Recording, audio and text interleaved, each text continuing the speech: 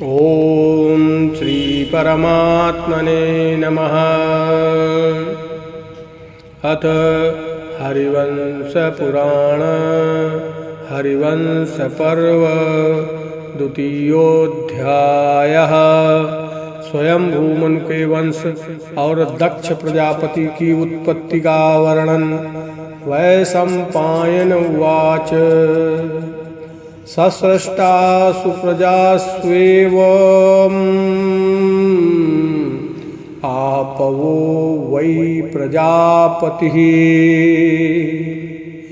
लेभे वै पुरुषः पत्नीं शतरूपाम् अयोनिजाम्। वैशंपायन जी ने कहा, जन्मेजय, इस प्रकार अयोनिज मानसिक प्रजाओं की रचना हो जाने पर वो आपो प्रजापति ब्रह्मा ही अपनी देह के दो भाग करके एक भाग से मनु नामक पुरुष बन गए और उन्होंने देह के दूसरे भाग से बनी हुई अयोनिजा शतरूपा को पत्नी के रूप में स्वीकार किया। आपवस्य महिम्ना तो दिवम् आवृत्य तिष्ठतः धर्मेणैव महाराज शतरूपा व्यजायत। महाराज अपनी महिमा से धुलोक को व्याप्त करके स्थित हुए मनु के धर्म से ही उनकी पत्नी शतरूपा की उत्पत्ति हुई। सातु वर्षायुतं तप्त्वा परं दुश्चरम्। सातु वर्षायुतं तप्त्वा तपः परं दुश्चरम्। भरतारं दीप्ततमसं पुरुषं प्रत्यपपद्यत। वह शतरूपा 10,000 वर्षों तक परम दुष्कर तप करके संतान की कामना से परम दुष्कर तप करके तप से चमकते हुए अपने स्वामी वैराज पुरुष के पास आईं। स वै स्वयं भुवस्तात् पुरुषो मनरुच्यते तस्यैकसप्ततियुगं मनवन्तरम् इहोच्यते। तात वे पुरुष ही स्वयंभू मनु कहे जाते हैं। उनके अधिकार का सतयुग, त्रेता, द्वापर और कलयुग रूप 71 चतुर्युगों का समय इस संसार में मनवंतर कहलाता है। ये मनवंतर संध्या और संध्यांश के कारण 71 चतुर्युगों से भी कुछ अधिक समय का होता है। वैराजात् पुरुषाद् वीरं शतरूपा व्यजायत प्रियव्रतोत्तानपादौ वीरात् काम्या व्यजायत। वैराज पुरुष मनु से उनकी पत्नी शतरूपा ने वीर नामक पुत्र को जन्म दिया और वीर से उनकी पत्नी काम्या ने प्रियव्रत तथा उत्तानपाद को उत्पन्न किया। काम्या नाम महाबाहो कर्दमस्य प्रजापतेः काम्या पुत्रास्तु चत्वारः सम्राट कुचिर्विराट प्रभु। प्रियव्रतं समासाद्य पतिं सा सुसुवे सुतान। महाबाहो कर्दम प्रजापति की एक काम्या नाम वाली पुत्री थी। उस काम्या के सम्राट, कुक्षी, विराट और प्रभु नामक 4 पुत्र उत्पन्न हुए। उस काम्या ने प्रियव्रत को पति रूप में पाकर इन पुत्रों को उत्पन्न किया था। उत्तानपादं जग्राह पुत्रमत्रिः प्रजापतिः उत्तानपादाच्चतुरः सूनृता जनयत् सुतान्। प्रजापति अत्रि ने उत्तानपाद को पुत्र रूप में ग्रहण कर लिया। उत्तानपाद से उनकी पत्नी सूनृता ने 4 पुत्रों को उत्पन्न किया। धर्मस्य कन्या सुश्रोणी सूनृतानां विश्रुता उत्पन्ना वाजिमेधेने ध्रुवस्य जननी शुभा। धर्म की एक सुनृता नाम से प्रसिद्ध सुंदर कटी वाली पुत्री थी। वो धर्म के यहाँ अश्वमेध यज्ञ से प्रकट हुई थी। यही कल्याणकारी सुनृता ध्रुव की माता थी। धर्मस्य कन्या शृणोति सूनृतानां विश्रुतः उत्पन्ना वाजिमेधेने ध्रुवस्य जननी शुभा। ध्रुवं च कीर्तिमन्तं च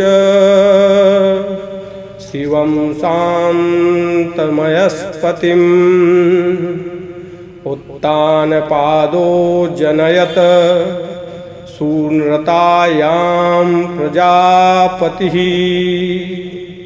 ध्रुवो वर्षसहस्राणि 3 दिव्यानि भारत तपस्ते ते महाराज प्रार्थयन् सुमहदयसः। प्रजापति उत्तानपाद ने सूनृता नाम वाली पत्नी से ध्रुव, कीर्तिमान, शांति स्वरूप शिव और अयस्पति नामक पुत्र को उत्पन्न किया था। भरतवंशी महाराज ध्रुव ने जिनका नाम महायश है, उन भगवान नारायण को पाने की इच्छा से 3000 दिव्य वर्षों तक तप किया था। तस्मै ब्रह्मा ददौ प्रीतः स्थानम् अप्रतिम भुवि अचलं चैव पुरतः सप्तर्षीणां प्रजापति। प्रजापालक भगवान ब्रह्मा विष्णु ने ध्रुव पर प्रसन्न होकर उनको महर्षियों के सम्मुख एक अलौकिक अचल स्थान प्रदान किया। तस्यातिमात्रां वृद्धिं च महिमानं निरीक्ष्य च देवासुराणाम् आचार्यः श्लोकम् अप्युसना जगौ। ध्रुव की बड़ी भारी समृद्धि और महिमा को देखकर देवता और असुरों के आचार्य शुक्राचार्य ने इस श्लोक का गान किया। अहो यस्य तपसो वीर्यम् अहो श्रुतम् अहो बलम् यदेनं पुरतः कृत्वा ध्रुवं सप्तर्षया स्थितः। इन ध्रुव के तपोबल को देखकर आश्चर्य होता है। इनका शास्त्र ज्ञान भी विस्मय विमुग्ध कर देता है और इनकी शक्ति भी अद्भुत है। तभी तो ये सप्तर्षि भी इनको अपने आगे स्थापित करके स्थित हैं। तस्माच्छलिष्टिं च भव्यं च ध्रुवाक्षं उर्यजायत सृष्टिराधत्त सुच्छाया पंचपुत्रान कल्मषाम्। उन ध्रुव से शंभु नाम वाली स्त्री ने सृष्टि और भव्य नामक पुत्रों को उत्पन्न किया। सृष्टि से सुच्छाया नाम की पत्नी ने रिपु, रिपुंजय, पुण्य, व्रकल और व्रक तेजा 5 निष्पाप पुत्रों को उत्पन्न किया। रिपु से उनकी बृहति नाम की पत्नी ने सब देवताओं के तेज से परिपूर्ण चाक्षुष नामक पुत्र को उत्पन्न किया। रिपुं रिपुंजयं पुण्यं व्रकलं व्रकतेजसं रिपोराधत्त बृहति चाक्षुषं सर्वतेजसम् अजीजनत पुष्करिण्यां वीरण्यां चाक्षुषो मनुं प्रजापतेरात्मजायाम् अरण्यस्य महात्मनः। चाक्षुष ने वीरण की पुत्री पुष्करणी के गर्भ से मनु नामक पुत्र को उत्पन्न किया। वैराज प्रजापति के वंश में उत्पन्न हुए इन परम तेजस्वी मनु से महात्मा अरण्य की पुत्री नड्वला द्वारा 10 श्रेष्ठ पुत्र उत्पन्न हुए। मनोरजायन्त 10 नड्वलायां महोजसः कन्यायां भवश्रेष्ठा वैराजस्य प्रजापतेः उरुः पुरुः शतघ्नुम् तपस्वी सत्यवान कवि अग्निष्टुदतिरात्रश्च सुधम्नश्चेति ते नवः अभिमन्युश्च 10मो नड्वलाया सुता स्मृतः पुरोरजनयत पुत्रान् षडाग्रेहि महाप्रभान् अंगम सुमनसं ख्यातिं क्रतुम् अंगिरसं गयम् उरु पुरु सद्घुन्न तपस्वी सत्यवान कवि अग्निष्टुत अतिरात्र और सुधुम्न ये 9 और 10वां अभिमन्यु ये नटवला के पुत्र कहे जाते हैं। उरु से अग्नि की कन्या ने अंग, सुमना, ख्याति, क्रतु, अंगिरा और गय नामक उत्तम कांति वाले 6 पुत्रों को उत्पन्न किया था। अंगात् सुनीथापत्यं वै वेनमेकमजायत अपचारात्तु वेनस्य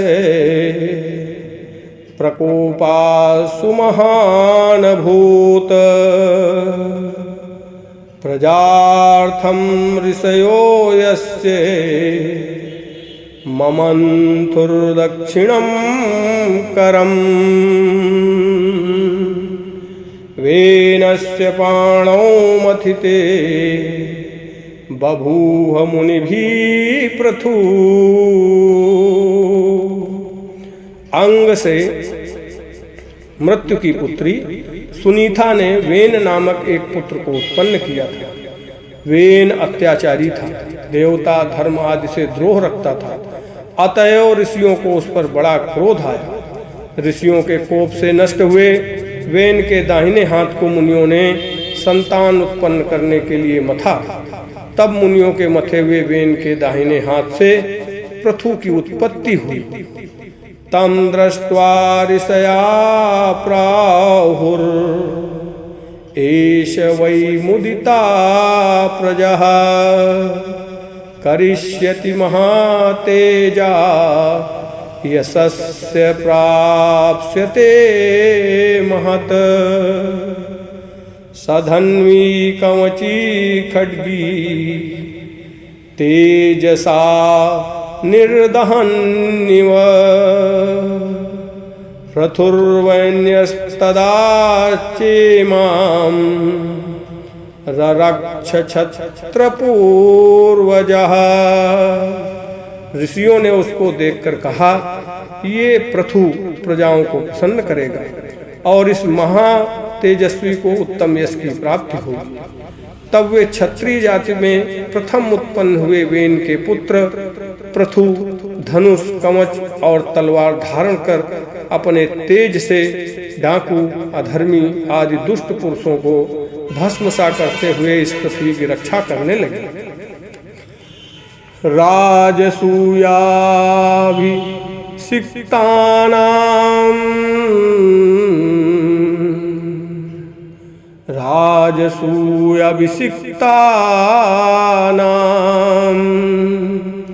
आध्यास वसुधाधिपः तस्माच्चैव समोत्पन्नो निपुणौ सूतमागधो। पृथु राजसूय यज्ञ में अभिषिक्त होने वाले राजाओं में प्रथम भूपति हैं। उन्हीं के यज्ञ में अग्नि से राजाओं की स्तुति करने में चतुरसूत तथा राजाओं की वंशावली पढ़ने में प्रवीण मागध प्रकट हुए थे। तेनेयं गौर महाराज दुग्धासस्य निभारत प्रजानां रत्तिकामेने देवैस्सर्षिगणैषः पितृभिर्दानवैश्चैव गन्धर्वैस्साप्सरो गणैः सर्पै पुण्यजनैश्चैव वीरुद्भिः पर्वतैस्तथा।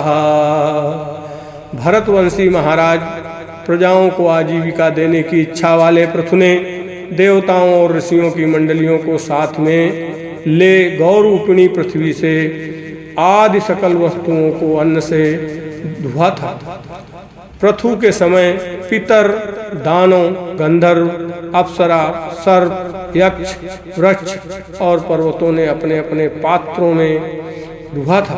पृथ्वी ने उनको इच्छानुसार दूध दिया था और उस दूध से उन सब ने अपने प्राणों को धारण किया था। तेषु तेषु च पात्रेषु दुह्यमाना वसुन्धरा प्रादात्यथेप्सितं क्षीरम् तेन प्राणान् धारयन्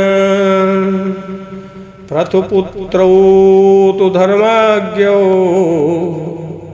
जज्ञातेऽन्तर्विपालितौ शिखण्डिनी हविर्धानम् अन्तर्धानाद्व्यजायत हविर्धानात् षडाग्रेयी धिषणा जनयत सुतान् प्राचीनबर्ह्यसं शुक्लं गयं कृष्णं व्रजाजिनौ। पृथु के अंतर्ध्यान और पालित ये दो धर्मज्ञ पुत्र हुए और अंतर्धान से शिखंडिनी ने हविर्धान नामक पुत्र को उत्पन्न किया। हविर्धान से अग्नि की पुत्री धिषणा ने प्राचीन वर्ह्य, शुक्ल, गय, कृष्ण, ब्रज और अजिन नाम वाले 6 पुत्रों को उत्पन्न किया। प्राचीन वर्य भगवान महानासीत् प्रजापतिः हविर्धानान् महाराज येन संवर्धिता प्रजा प्राचीनाग्रहकुशास्तस्य पृथिव्यां जनमे जय प्राचीन वर्हिर्भगवान् पृथ्वी तलचारिणः। महाराज भगवान प्राचीन वर्हि जिन्होंने प्रजाओं का पालन एवं संवर्धन किया था, अपने पिता हविर्धान से बढ़कर प्रजापालक हुए। जन्मेजय उनके यज्ञ करते समय बिछे हुए प्राचीनाग्र कुश समस्त भूमंडल पर फैलकर उनके महत्व को प्रकट कर रहे थे, अतएव उनका नाम भगवान प्राचीन वर्हि है। समुद्र तनयायाम तु कृतदारो भवत् प्रभु, महत्तपस्तपसा पारे सवर्णायां महीपतिः। सवर्णाधत्त सामुद्री दश प्राचीन वर्षः, सर्वे प्रचेतसो नाम धनुर्वेदस्य पारगः। महीपति प्रभु प्राचीन वर्हि ने बड़ा भारी तप करने के पश्चात समुद्र की पुत्री सवर्णा के साथ विवाह किया। प्राचीन वर्हि से समुद्र की पुत्री सवर्णा ने 10 पुत्र उत्पन्न किए। उन 10 का प्रचेता एक ही नाम था। वे सब धनुर्वेद के पारगामी थे। अपृथक धर्मचरणास्ते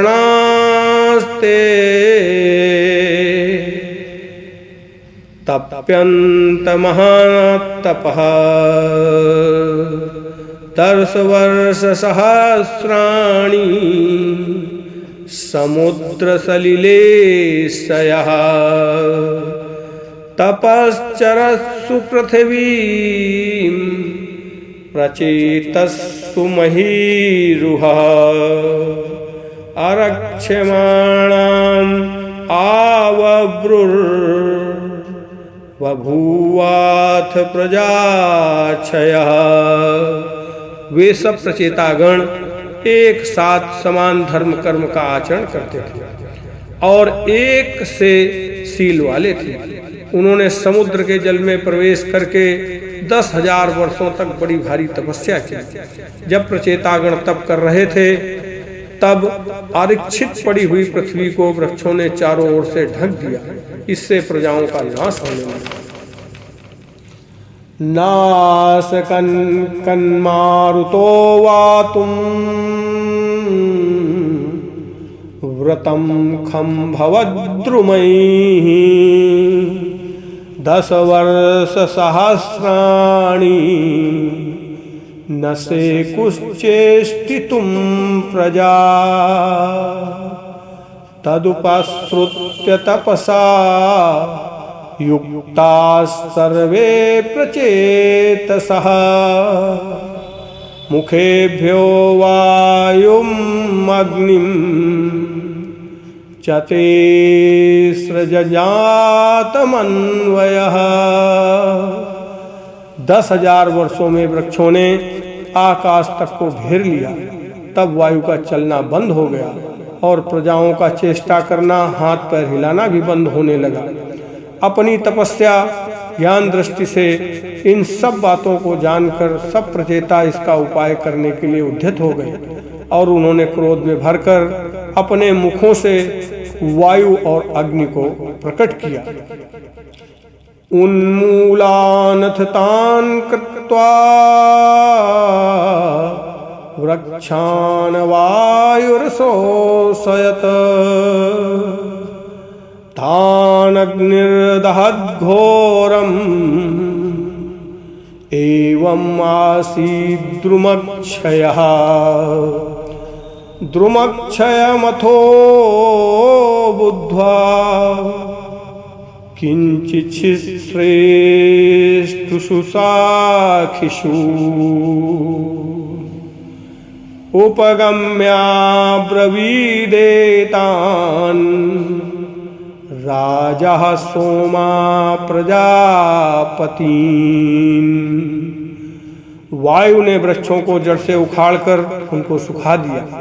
तब अग्नि प्रचंड होकर उन वृक्षों को जलाने लगी। इस प्रकार वृक्षों का नाश होने लगा। इस प्रकार जलते जलते जब कुछ ही वृक्ष बाकी बचे, तब वृक्षों के संहार की बात को जानकर इन वृक्षों के राजा सोम प्रजापति प्रचेताओं के पास जाकर बोले, कोपम यच्छत राजानः सर्वे प्राचीन वर्षः वृक्षशून्या कृता पृथ्वी सामेतामग्निमारुतौ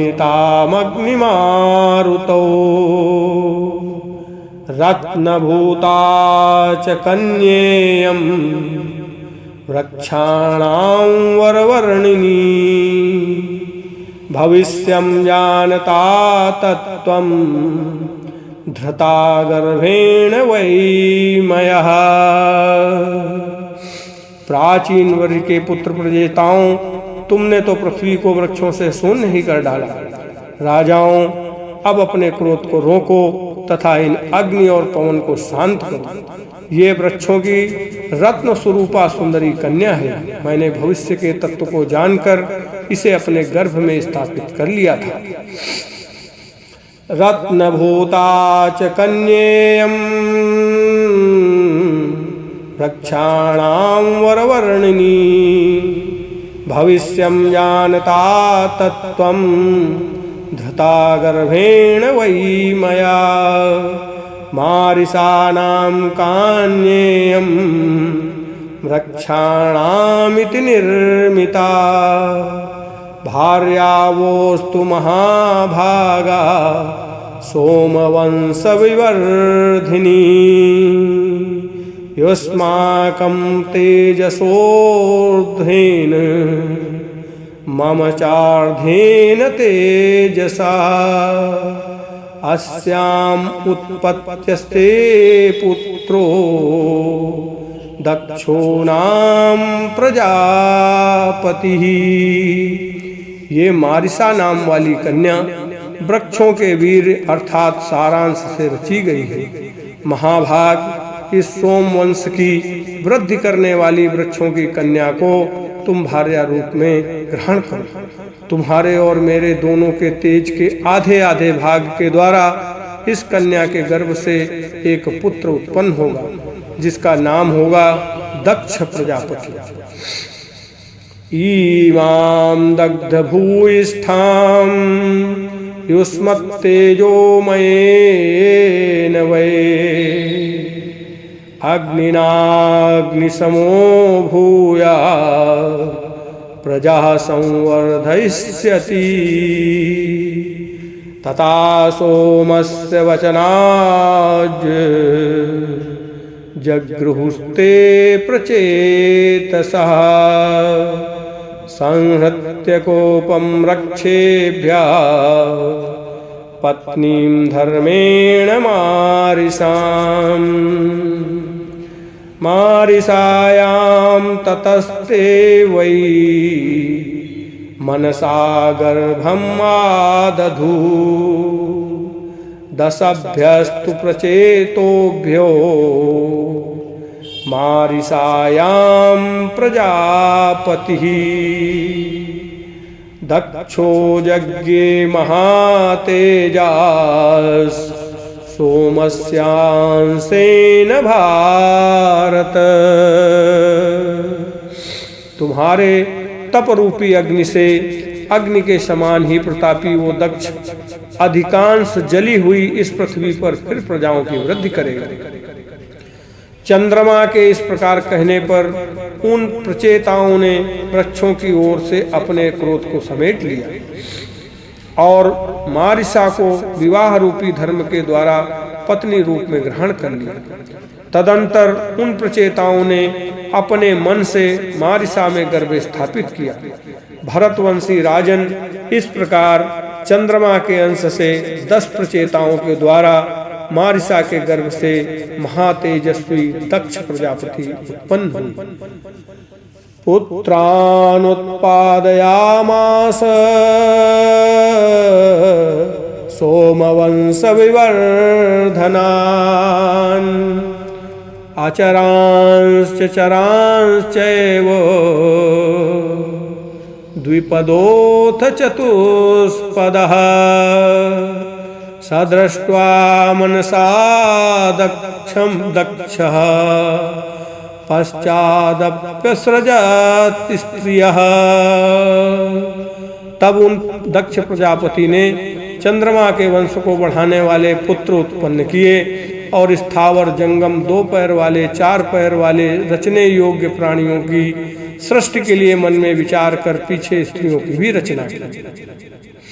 ददौ सदस धर्माय कश्यपाय त्रयोदशः शिष्टा सोमाय राज्ञेथ नक्षत्राख्या ददौ प्रभु तासु देवा खगा नागा गावो दितिजन दानवः गंधर्वाप्सरसश्चैव जग्गिरे अन्याश्च जातयः।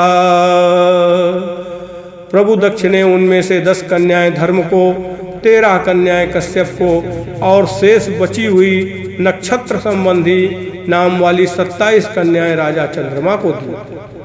उन कन्याओं से देवता, पंक्षी, सर्प, गौएं, दैत्य, दानव, गंधर्व, अप्सराएं तथा अन्य जातियों के प्राणी उत्पन्न हुए। ततः प्रभृति राजेन्द्रः प्रजा मैथुन संभवः संकल्पाद दर्शनात् स्पर्शात् पूर्वेषां सृष्टिरुच्यते।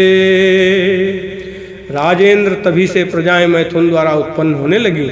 इससे पहले प्राणियों की उत्पत्ति संकल्प, दर्शन और स्पर्श से होती थी, ऐसा कहा जाता है। जन्मेजय उवाच देवानां दानवानां च गंधर्वोरगराक्षसम् संभवः कथितं पूर्वं दक्षस्य च महात्मना अंगुष्ठाद् ब्रह्मणो जातो दक्षा प्रोक्तस्त्वया नघ वामांगुष्ठात् तथा चैव तस्य पत्नी व्यजायत कथं प्राचेत सत्वं च पुनर्लेभे महातपः एतन्मे संशयं विप्र सम्यगाख्यातुमर्हसि तौहित्रश्चैव सोमस्य कथं स्वसुरतां गतः। जन्मेजय ने कहा, मुने, आपने पहले भी देवता, दानव, गंधर्व, सर्प और राक्षस तथा महात्मा दक्ष की उत्पत्ति का वर्णन किया है। निष्पाप महर्षि, वहाँ आपने कहा है कि ब्रह्मा जी के दाहिने अंगूठे से दक्ष प्रजापति उत्पन्न हुए और ब्रह्मा जी के बाएं अंगूठे से दक्ष की पत्नी उत्पन्न हुई। वे महातपस्वी दक्ष फिर प्रचेताओं के पुत्र कैसे हुए? चंद्रमा के नाती दक्ष फिर उनके ससुर कैसे बने? विप्रवर, मेरे इन संदेहों को भली प्रकार व्याख्या करके आप दूर कर कीजिए। वह सम्पायनुवाच उत्पत्तिश्च निरोधश्च नित्यो भूतेषु पार्थिव ऋषयो अत्र न मोह्यन्ति विद्वांसश्चैव ये जनः युगे युगे भवन्ते ते सर्वे दक्षादयो नृप पुनश्चैव निरुध्यन्ते विद्वांस्तत्र न मोह्यति ज्येष्ठेयं कानिष्ठ्यमप्येषां पूर्वं नासिजन्नाधिप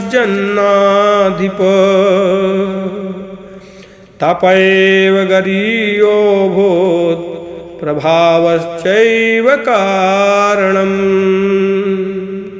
इमां विसृष्टिं दक्षस्य यो विद्यात् सचराचरां प्रजावाना पदुत्तीर्णः स्वर्गलोके महीयते। वैशंपायन जी ने कहा, पृथ्वीनाथ, जन्म और मृत्यु ये समस्त प्राणियों के लिए नित्य स्वाभाविक है। इस विषय में ऋषियों को कभी मोह नहीं होता। जो विद्वान पुरुष हैं वे भी इस विषय में मोहित नहीं होते।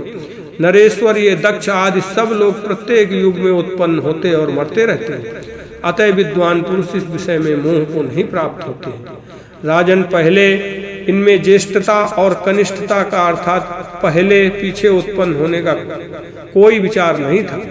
तप ही इनकी दृष्टि में गरिष्ठ था और प्रभाव ही इनमें संबंध होने का कारण होता था।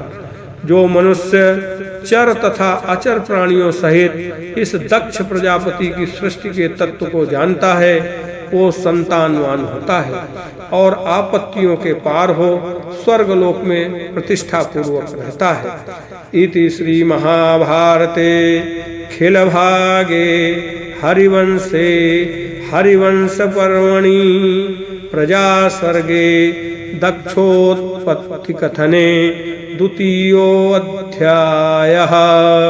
बोलो गोविंद भगवान की जय।